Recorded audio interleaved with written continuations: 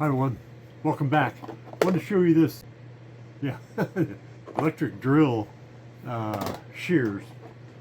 This is a cutter that you hook up to your drill. This is my cordless flex.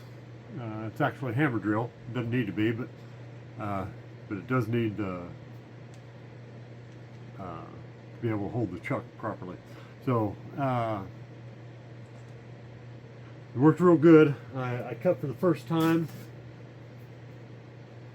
and it just, it zoomed.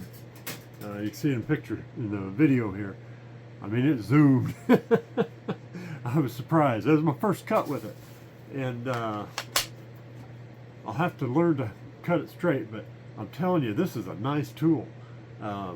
The price is amazing, but it's the electric drill shears, and if you do any handyman stuff, anything like that, you should have these. I could have used these so many times out on job sites. I like it. Get you one. Bye now.